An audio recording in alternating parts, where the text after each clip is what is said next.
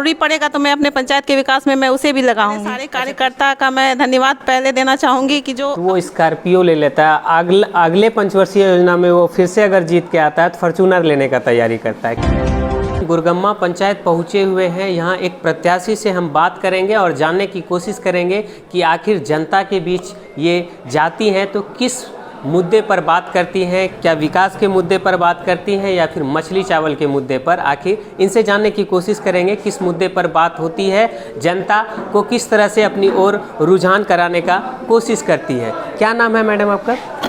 नमस्कार, मैं खुशबू कुमारी निवर्तमान मुखिया एवं मुखिया प्रत्याशी हूँ। अच्छा मैडम, ये बताइए, आप जनता के बीच जो जाते हैं अभी भ्रमण के लिए, जनता के से मिलने के लिए, क्या मुद्दा रखते हैं आप? कौन सा विकास का मुद्दा है जीतने के बाद उनका सबसे पहला काम होगा? अभी हमारे पंचायत चुनाव के दौरान जो जिस भी क्षेत्र में हम गए, सबसे पहले तो उन्होंने हमें नली गली की और वो सड़क की समस्या बताई जिससे कि वो जूझ रहे हैं, और मेरा भी ये प्राथमिकता है कि जीतने के बाद मैं सबसे पहले उनकी ये समस्या दूर कर सकूं और जहां भी है बचे हुए कार्य सड़क नली गली योजना को पूरा कर सकूं। अच्छा, पिछली पंचवर्षीय योजना में भी आप अपने क्षेत्र में काम किए हैं, ऐसा हमको 5 कार्य जोड़ा दीजिए जो कि आप किए हैं। मेरे ग्राम पंचायत कजरा में वार्ड नंबर 3 और 4 है, जहाँ की सड़क और नली गली योजना मैंने पूर्ण रूप से की है, जहाँ की मतलब पैदल या खाली पांव भी जाना असंभव था लोगों का, लेकिन अब वहाँ आराम से लोग अपने गाड़ियों में और बाइक पे भी जा सकते हैं आराम से।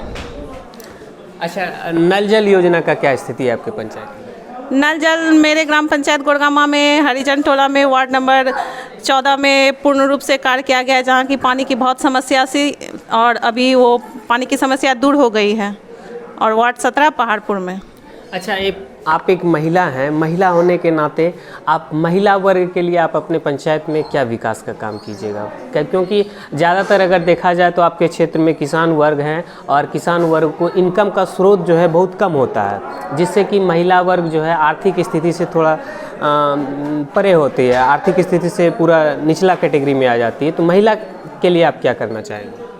महिलाओं के लिए सबसे पहले प्राथमिकता होगी शिक्षा की। अगर मैं हो सके सरकार द्वारा कोई ऐसी योजना आए जिसके द्वारा मैं उन लोगों को शिक्षा दे सकूं, उन महिलाओं की जो कि शिक्षा से मतलब पूर्ण नहीं है, जो कम पढ़ी लिखी हैं या जो आगे पढ़ना चाहती हैं, उन्हें शिक्षा दिलवा सकूं और उद्योग योजना के द्वारा उनकी आर्थिक स्थिति को पूर्ण कर सकूं। अच्छा, एक तो क्वेश्चन बहुत कड़वा है लेकिन सच है ये कि मुखिया को मात्र 2500 रुपया मिलता है एक भत्ता के रूप में, मानदेय के रूप में, और उसी में उसको जीवन यापन करना होता है। क्या आप उसी में जीवन यापन करते हैं या फिर लूटने का भी काम करते हैं? नहीं, लूटने का काम तो हमने अपने नहीं किया है, और जहाँ तक हो सकता है मैंने अपने पंचायत का विकास करने की कोशिश की है, और वो मानदेय जो 2500 रुपये की बात है, उसके अलावा हमारे खेती बाड़ी है और पशुपालन सब है, उसके द्वारा की जाती है। और जहाँ तक हो सके 2500 रुपये भत्ते वाली बात है, तो उसमें अगर आगे कभी वैसा ज़रूरी पड़ेगा तो मैं अपने पंचायत के विकास में मैं उसे भी लगाऊंगी। अच्छा, पिछले पंचवर्षीय योजना में कभी आपको ज़रूरत पड़ा कि वो भी 2500 जनता की सेवा में लगा दिए? जी हाँ, कभी कभी क्षेत्र में भ्रमण के दौरे के दौरान अगर कोई वैसी बुजुर्ग महिला या कोई निम्न वर्ग वाले लोग होते हैं तो मैं उन्हें वो प्रदान करने की कोशिश करूँगी और उनकी सहायता करूँगी। अच्छा, ये बताइए, और एक क्वेश्चन है, बिहार की ये हकीकत है, बिहार की ये सच्चाई है कि पंचायत चुनाव में एक मुखिया प्रत्याशी या एक जिला प्रत्याशी लगभग 20 से 50 लाख रुपया खर्च करता है। ये सच्चाई, कहीं कागज़ पे ऐसा नहीं है लेकिन ये सच्चाई है। क्या आप उसमें शामिल हैं? आप भी खर्च कर रहे हैं? नहीं, ऐसा तो कुछ नहीं है। मेरे सारे कार्यकर्ता का मैं धन्यवाद पहले देना चाहूँगी कि जो अपने तरफ से पूरी कोशिश कर रहे हैं कि इस पंचायत चुनाव को जैसे यथासंभव हो सके पूर्ण कर सकें, और मेरे कार्यकर्ता सभी अपने मेहनत में आगे कर रहे हैं, और अपने मतलब उनके खाने खर्चे का भी मुझे कोई मतलब भरपाई नहीं करनी पड़ती है। वो खुद अपने मतलब जेब से या कहिए या घर से कहिए करके वो पूर्ण करते हैं। मेरे ग्राम पंचायत गुरगम्मा में वार्ड नंबर 15 है, जिसमें कि एक जगह पानी बसा हुआ है। मैं वहाँ प्रयास करूँगी कि सबसे पहले प्राथमिकता रहेगी मेरी कि मैं वहाँ सड़क और नली योजना को पूर्ण कर सकूँ।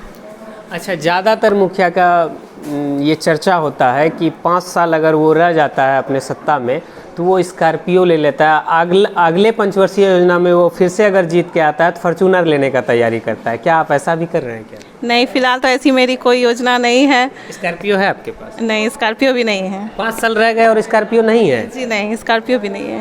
मोटरसाइकिल से ही चलते हैं? यहाँ मोटरसाइकिल से चलता है। अच्छा, आपकी बार तैयारी है कुछ? अभी तो ऐसी कुछ नहीं सोचे हैं। पहली प्राथमिकता मेरी, मैंने जैसे आपको कहा कि जनता की सेवा करना और जो भी सरकारी योजना हो उसे पहले पूर्ण करने के बाद।